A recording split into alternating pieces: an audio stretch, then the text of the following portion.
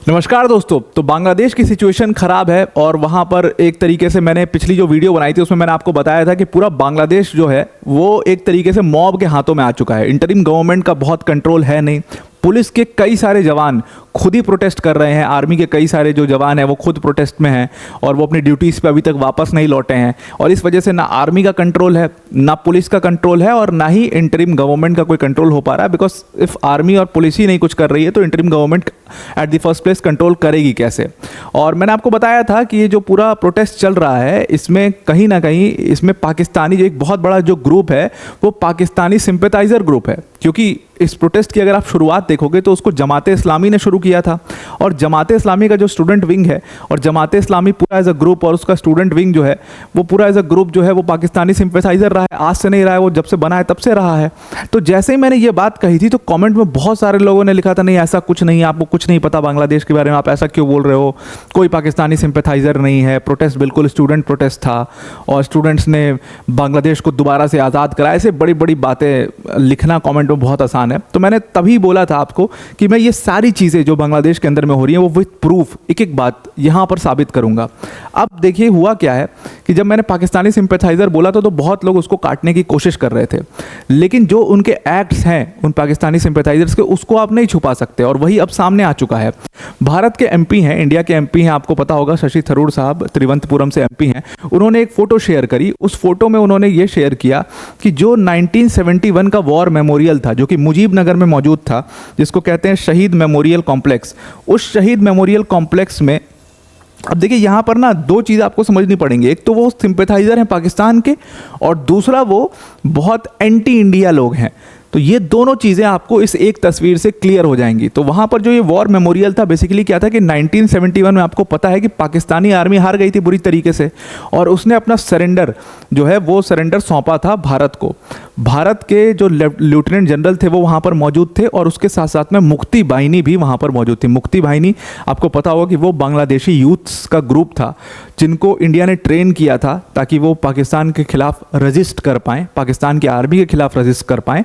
और मुक्ति बाहिनी कहते हैं कि उन्होंने बहुत ज़बरदस्त लड़ाई लड़ी और पाकिस्तान को छोटे से एक ग्रुप ने खदेड़ दिया पूरी तरीके से पाकिस्तानी आर्मी को। तो वो 1971 का जो वो इंस्ट्रूमेंट ऑफ सरेंडर था वो सरेंडर साइन करते हुए वॉर मेमोरियल में एक पूरी ऐसे मूर्तियां बनी हुई थी। जैसे आप देख रहे होगे ये मूर्तियां बनी हुई हैं, मुक्ति बाहिनी के लोग दिखाई दे रहे हैं।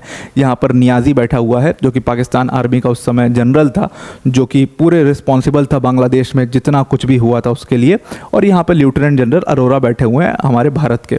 तो यहाँ पर इंस्ट्रूमेंट ऑफ सरेंडर साइन हो रहा है और उसके बाद ये ऐसा कुछ वॉर मेमोरियल था और इस प्रोटेस्ट के दौरान इस पूरे वॉर मेमोरियल को तोड़ दिया गया। खास तौर से उन मूर्तियों को तोड़ा गया जो मुक्ति बाहिनी की थी या जो इंडिया के general Arora, lieutenant general Arora की थी और उनके साथ में जो इंडियन सैनिक थे उनकी जो मूर्तियां थी उनको खास तौर से टारगेट कर करके तोड़ा गया। पाकिस्तान आर्मी की जो भी मूर्तियां थी उनको नहीं टच किया गया। इंस्ट्रूमेंट ऑफ सरेंडर क्योंकि वो एक शर्मनाक पल था उसको टारगेट करके तोड़ दिया गया। तो ये चीज़ अपने आप में एकदम बिल्कुल अपने आप में सबसे बड़ा प्रूफ है कि ये प्रोटेस्ट में बहुत बड़ा एक ग्रुप है। मैं देखो सारे प्रोटेस्टर्स को अभी भी नहीं कह रहा हूँ, मैं कह रहा हूँ कि इस प्रोटेस्ट में एक बहुत बड़ा ग्रुप है, वो पाकिस्तानी सिंपैथाइजर ग्रुप है। और पाकिस्तानी सिंपैथाइजर ग्रुप में जमाते इस्लामी तो सबसे बड़ा ग्रुप है और उसने ही ये पूरा प्रोटेस्ट शुरू से खड़ा किया था अपने स्टूडेंट विंग के दम पर। तो वहाँ पर कहीं ना कहीं वो आपको पाकिस्तान सिंपैथाइजर्स जो हैं वो दिख जाएंगे और वो ऐसा करते हुए नज़र भी आ जाएंगे। अब ये तो पहली चीज़ मैंने प्रूव कर। देखिए 1971 में जो घटना हुई थी ये अपने आप में बहुत शर्मनाक घटना थी पाकिस्तान के लिए आज तक, और आज भी शर्मनाक घटना ही है ये।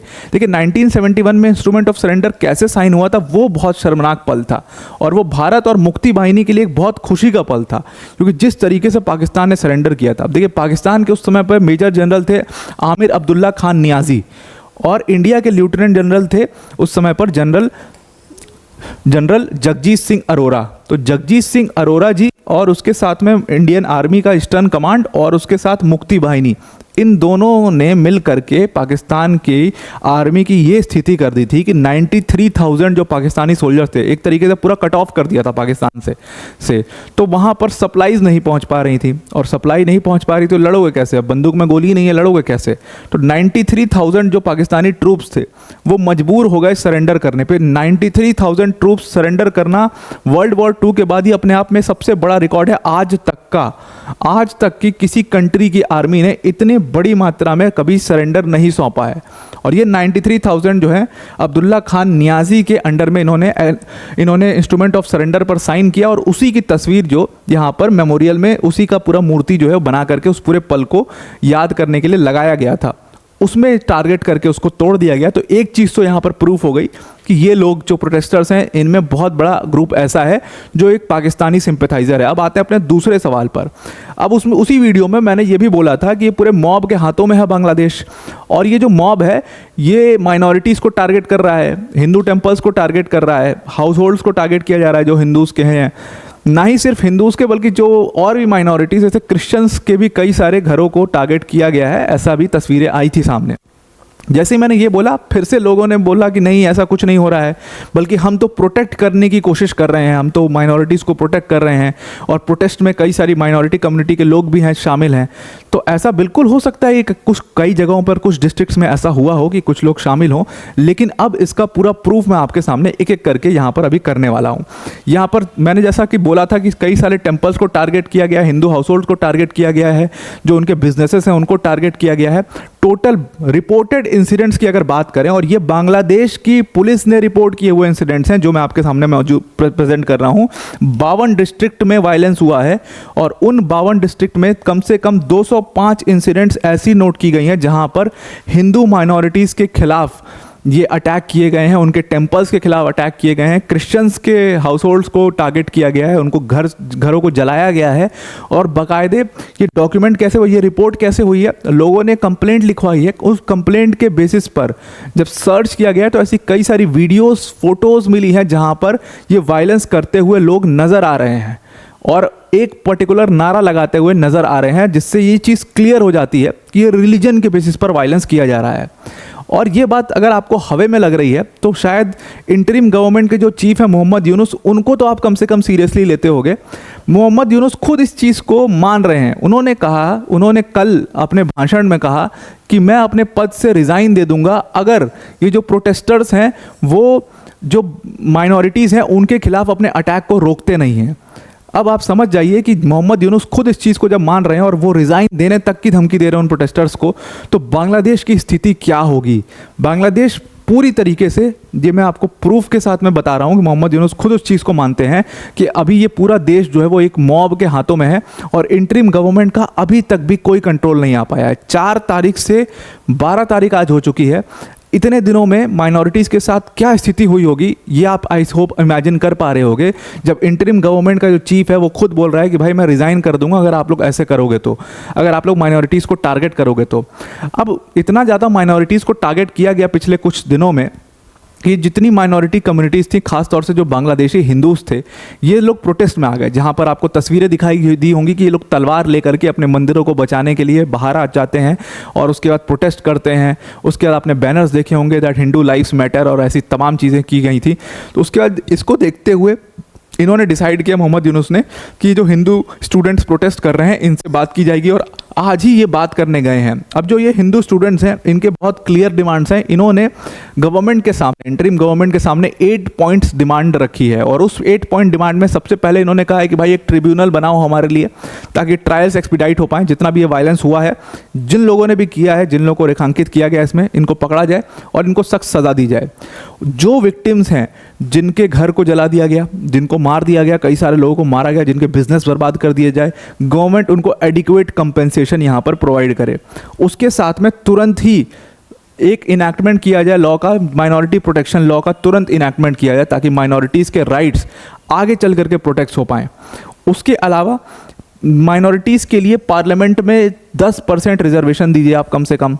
अभी कोई रिजर्वेशन नहीं है इस तरीके का। बट माइनॉरिटी कम्युनिटी के लिए 10% का रिजर्वेशन होना चाहिए। उसके अलावा मिनिस्ट्री ऑफ माइनॉरिटी अफेयर्स बनाना चाहिए बांग्लादेश में, और ये तुरंत, ये सारी चीज़ें, ये तुरंत 8 पॉइंट डिमांड है जिसको तुरंत लागू करना है सरकार को, अदरवाइज प्रोटेस्ट हिंदू स्टूडेंट्स का नहीं रुकेगा।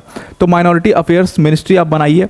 उसके अलावा 5 दिन का छुट्टी दिया जाना चाहिए दुर्गा पूजा में, और उसके अलावा उनके अपने जो डिमांड्स हैं वो हैं हिंदू रिलीजियस वेलफेयर ट्रस्ट जो है उसको अपग्रेड करिए एक फाउंडेशन में, और दूसरा जो पाली एजुकेशन बोर्ड है उसको भी मॉडर्नाइज करिए। पाली एजुकेशन बोर्ड पाली और संस्कृत के ऊपर, लैंग्वेजेस के ऊपर काम करता है बांग्लादेश के अंदर में, तो उसको मॉडर्नाइज करने के लिए डिमांड की। तो ये 8 पॉइंटर डिमांड है जो कि हिंदू स्टूडेंट्स ने रखी है इंटरिम गवर्नमेंट के सामने, और इंटरिम गवर्नमेंट से मोहम्मद यूनुस ने आज उन बच्चों से मुलाकात करी है और इस वायलेंस को रोकने का भी आश्वासन दिया है कि वायलेंस रुकेगा और बांग्लादेश का धीरे धीरे कंट्रोल जो है वो इंटरिम गवर्नमेंट के पास आ रहा है। तो आई होप आपको ये पूरा आर्टिकल समझ में आ गया होगा। मैंने 2 पॉइंट लेकर आया था यहाँ पर।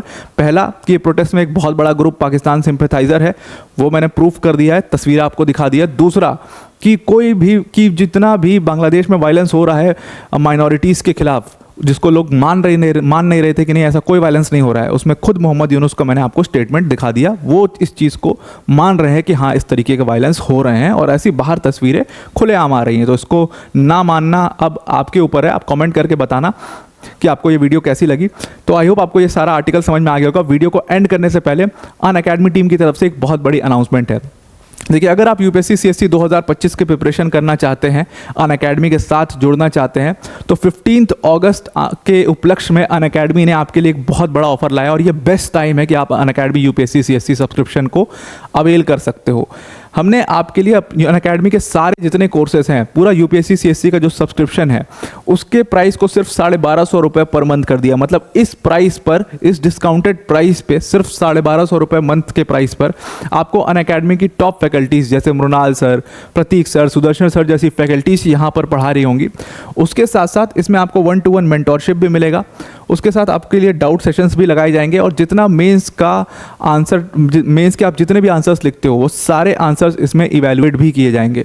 तो ये बहुत अच्छी अपॉर्चुनिटी है आपके लिए कि आप इस डिस्काउंटेड प्राइस पर यूपीएससी सीएससी के सब्सक्रिप्शन को ले सकते हो। सारे मीडियम्स यहाँ पर अवेलेबल हैं, इंग्लिश भी है, हिंदी भी है, इंग्लिश भी है, तो ये आप प्रोवाइड कर सकते हो। अगर आप चाहते हो कि इस डिस्काउंटेड प्राइस पर यूपीएससी सीएससी का सब्सक्रिप्शन लेना अनअकैडमी का, तो डिस्क्रिप्शन में हमने एक लिंक दिया, उस लिंक पर क्लिक करना और जहाँ पर यूज़ कोड का ऑप्शन आएगा वहाँ पर आप APYT10 यूज़ करना, तो आप इस कोर्स को अवेल कर पाओगे। तो आई होप आपको ये पूरा आर्टिकल समझ में आ गया होगा। आज के लिए इतना ही। Thank you and have a nice day.